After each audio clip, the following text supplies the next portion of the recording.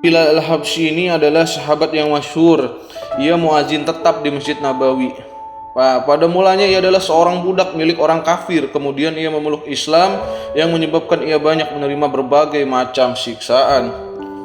Umayyah bin Khalaf adalah seorang kafir yang sangat memusuhi Islam. Ia membaringkan Bilal di atas padang pasir yang sangat panas di terik matahari, seraya meletakkan batu besar di dadanya, sehingga Bilal sulit bergerak sedikit pun. Lalu ditanya kepadanya, "Apakah kamu siap mati seperti ini atau tetap hidup dengan syarat kamu meninggalkan Islam?" Maka Bilal berkata, "Ahadu, ahadu." Hanya satu yang berhak disembah.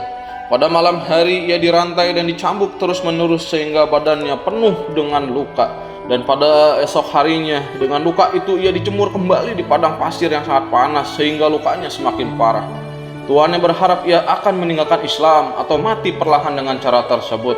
Orang yang menyiksa Bilal radhiyallahu ta'ala anhu silih berganti. Kadang kalau Abu Jahal atau Umayyah bin Khalaf, bahkan orang lain pun ikut menyiksanya. Setiap orang berusaha menyiksanya dengan lebih berat.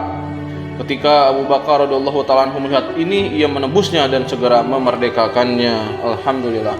Orang-orang Arab musyrik telah menjadikan berhala sebagai sesembahan mereka, dan sebagai lawannya Islam mengajarkan tauhid hanya kepada Allah Subhanahu wa taala. Inilah yang menyebabkan dari lisan Bilal radhiyallahu ta'ala anhu selalu terucap ahad, ahad, karena berhubung dan cintanya yang tinggi terhadap Allah Subhanahu wa taala. Sekarang kita banyak melihat cinta yang palsu. Seseorang yang dicintai tentu akan merasa nikmat bila disebut namanya. Kadangkala tanpa tujuan yang jelas namanya akan disebut-sebut. Lalu bagaimana dengan cinta kita kepada Allah yang pasti akan berguna di dunia dan di akhirat? Cinta itulah yang membuat Bilal radhiyallahu ta'ala anhu rela disiksa sehingga penderitaan demi penderitaannya menimpanya. Meskipun para pemuda kafir Mekah menggiring dan menghinanya di jalan-jalan, ia terus berkata, "Ahad, ahad." Inilah kehidupan yang pernah ia alami sampai Nabi SAW menjadikannya sebagai muadzin yang selalu berkhidmat mengumandangkan azan, baik ketika tinggal maupun ketika dalam perjalanan. Nabi SAW wafat, ia tetap tinggal di Madinah Thayyibah. Hanya saja ia tidak tahan melihat tempat Nabi SAW yang telah kosong, sehingga ia berniat menghabiskan sisa hidupnya untuk berjihad, dan beberapa lama ia tidak akan kembali ke Madinah. Suatu ketika ia bermimpi berjumpa dengan Rasulullah SAW. Beliau bersabda, "Wahai Bilal, betapa zalimnya kamu sehingga kamu tidak menziarahiku."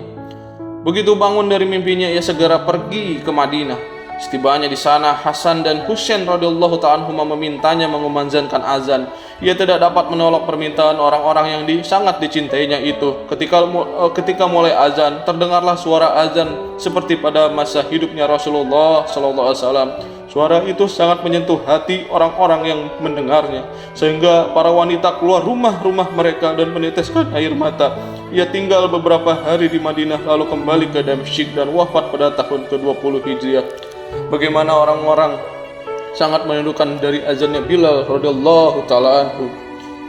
Semoga kita selalu dalam lindungan Allah Subhanahu wa taala dan Allah berikan hidayah kepada orang-orang yang dikehendakinya, kepada orang Islam. Wallahu a'lam bishawab.